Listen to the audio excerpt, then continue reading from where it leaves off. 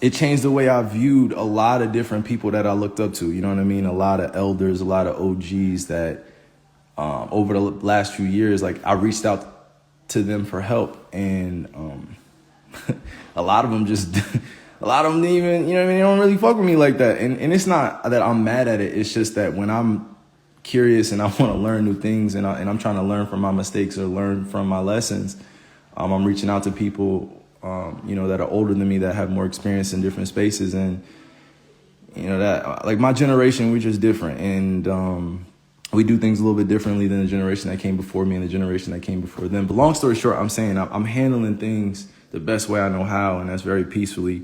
That's very spiritually grounded. And it just being aware of timing, you know what I mean? Like I can't answer all the questions that people have about me, but what I can control is the decision making that I have for myself. So I just wanted to clear some things up. Like, I'm a free agent this summer, but I am in no rush to make a decision. And the speculation around my name from all these individuals that get on TV and have these personalities. What's up, babe? I'm on live here. Just give me 1 second, I'll be out there. All these people that have, these platforms. And I'm talking about the TV personalities, the sports folk that try to mix sports with politics and lifestyle and shit like that. Like, when they speak on my name and they're talking about potential teams that I'm going to, can y'all please, I respectfully, like, I'm asking you, please stop paying attention to that. Like, I am in no rush to make a decision. I know what's ahead of me for the rest of my career in terms of what I can control, skill level wise, drive wise, motivation. But I have a big picture in my mind of what I'm building for not just my basketball career, but for my life. God has a plan for me. However you describe your own God, I'm sure they have a plan for you, but God has a plan for me, and it requires me to be more aware of the decisions that I'm making and being more responsible. Like, I had to learn from that. But I wanted to talk about this social media aspect, because don't let this shit mess with how you view other people. Like, you guys barely know me in a 24-hour-a-day basis, but social media make it seem like you know who I am. And I do my very best to humanize myself so people can understand, the points of view that I come from. I don't want to be in any situation where people feel like I'm ever over speaking, or I'm not listening, or I'm not here to be more than just a hooper. Like, I have so much more to offer the world than just putting leather basketball in the hoop, that because I've been in this entertainment space for so long, it can get confusing between people thinking that they know me as a basketball player or thinking that they know me as a human being. So let me just make my point. To all the youngins out there, to all my peers, to the older generation, I just pray that we understand how powerful this tool of social media is when you are going through things in your life and you're trying to make decisions, but you can't let go of this addiction. This social media aspect of our life is an addiction. If it's messing with you in real life and your real life emotions, it's an addiction. And I've been able to admit that I've been I've been addicted to social media before, and I've had to deal with going to therapy, doing things to strengthen my mind, from the algorithms and all the extra stuff that goes on. I've had to really cleanse my mind. I've had to deprogram my mind from being called to social media all the time. And I'm seeing this aspect of social media, where it's really bothering people in real life, take a whole different turn. Like, it's getting more serious. And I just want people to be aware that I'm dealing with the same things that they're dealing with. I'm dealing with the same things you're dealing with. No matter how much money you have in this world, no matter how much opportunity you think other people have, there's one goal that I have being on this earth, and that's to help humanity become who it was designed to be, which is a peaceful collective. We were all meant to be at peace. Like, peace of mind is everything. Peace in your heart is everything. And I try my best to share that with everybody when they ask me for advice, like, yo, Kai, like, what did you do to this? And I try to, again, empathize and humanize what I'm dealing with so they can understand that my life isn't perfect either. I have decisions to make that have real, real consequences. You know what I mean? Like, I got to make decisions for my family that have future consequences. So I appreciate y'all rocking with me for the time being, however many people are in here. But I just wanted to say, like, if it doesn't come from me and it's coming from people on TV, these people do not know me. Like, they don't know anything about me. Most of them, I would say 98% of the people on TV that speak about other sports athletes or spoke about artists don't know them personally. And we normalize the fact that they get to describe us and talk about us as if, we are like we're not human at times. You know what I mean? Like, and in sports blurs the line between, what's going on in our world at times, which I don't appreciate. So when people are describing me, and don't get me wrong, I've heard everything under the sun. I'm not mad at anybody. I'm just saying I have to always make sure that my voice is the most powerful in the room when it comes to describing me. I'm not going to let any of these folk that I barely know talk about me as if they know me. They don't know who I am. They don't know who I am. I've been in this game for 12 years, going on my 13th year in the NBA, and a lot of people don't know who I am. You may have known me when I was in my 20s, but you don't know who I am now. You may have known me when I was on the Cavaliers, on the Celtics, on the Nets. You may have thought you knew me in this sports space, but you don't really know me. Like, so I have to reintroduce myself as Kai or AI. Like, I don't know if you've been seeing, but I've been changing my own name, naming myself as Kai and honoring my name that was given from my indigenous tribe as AI, because people have hijacked my name, Kyrie. Even the full name of Kyrie Irving. I know it's going to sound crazy, y'all, but like in the entertainment industry, it's a thing. Like Kyrie Irving, the name, like they just broadcast that out. And now it's tied to narratives and stuff that's untrue about me. There are so many past stories that are not true about me that I'm sure my peers can share the same thing with you. And they will eventually once they get this confidence. You know what I mean? I'm not saying I'm the all world confident. I'm just saying I have the confidence to speak my truth. And do something about it too. But like all of that, in which I'm speaking on, it centers around what I've dealt with since I was 18, 19 years old. Being in this space of,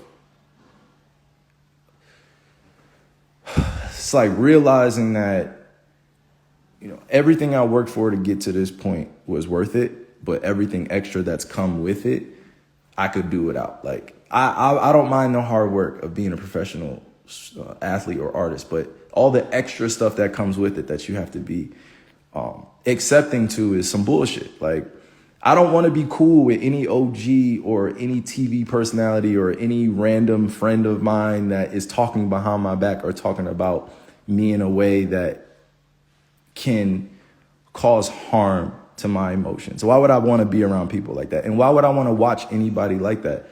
And the fact that we promote these people to these positions of influence, like for me, I have a problem with that. You know what I mean? Because there are so many blurred lines when, the common consumer, the fanatic, thinks they're talking about sports, but they're actually talking about a person.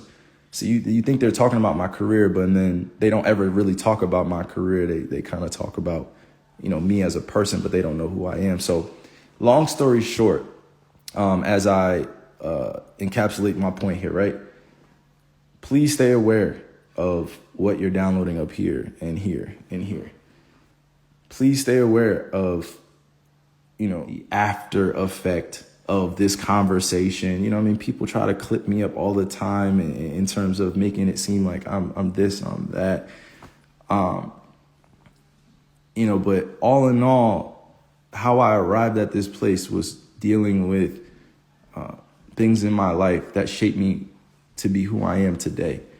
And you have to really dig deep. And I want you to dig deep within to,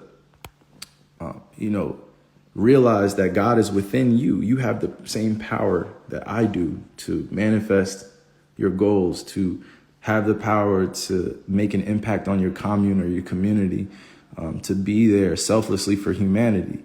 I am, a very, very spiritually grounded person, but I'm very, very aware of others on their own path and journey, if you know what I'm saying.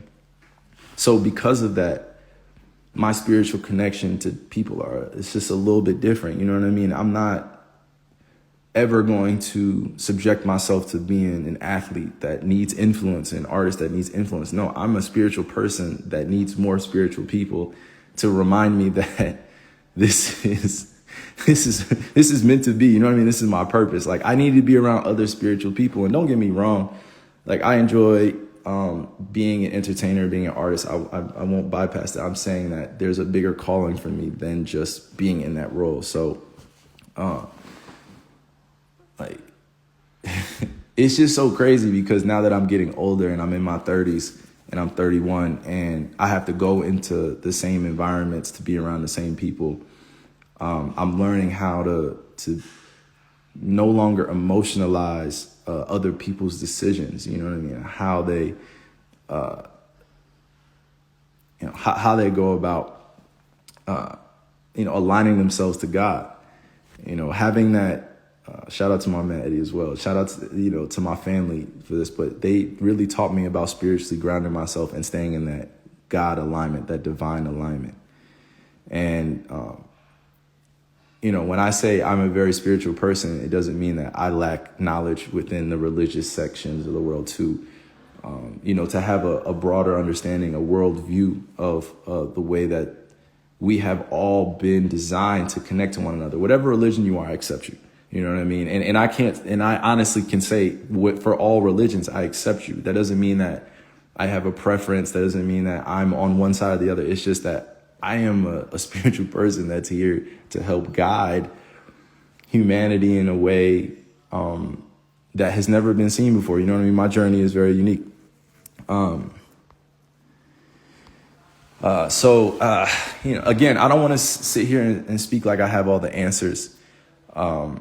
But I will say that I have a lot of spiritual family members that are around the world helping me, praying for me, and doing the things necessary to put themselves and their families in position to break free out of this matrix. Like, I'm no longer going to be the person that's going to say this isn't a matrix that we're living in. This isn't a subconscious reality, because it is. This is all everyone's reality at once up here. So a man thinketh, your thoughts are everything. So if you learn how to control your thoughts and become at more peace with your thoughts, then you're able to do more with others. But if you're not at peace within yourself and you're struggling to find what peace is, like, what does peace actually look like? Trust me, I didn't know what peace looked like in my life either. Like, I didn't know what a peaceful life looked like in my life either, because I was so used to stressing myself out or being depressed or being, on an alignment that isn't fit for me.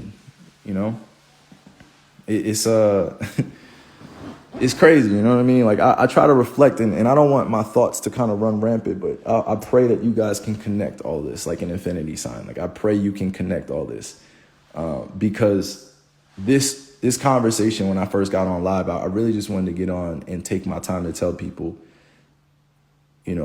as a spiritual person going through this journey of life, as everyone else is, like, sometimes I get sick of seeing what this technology or social media is doing to my people.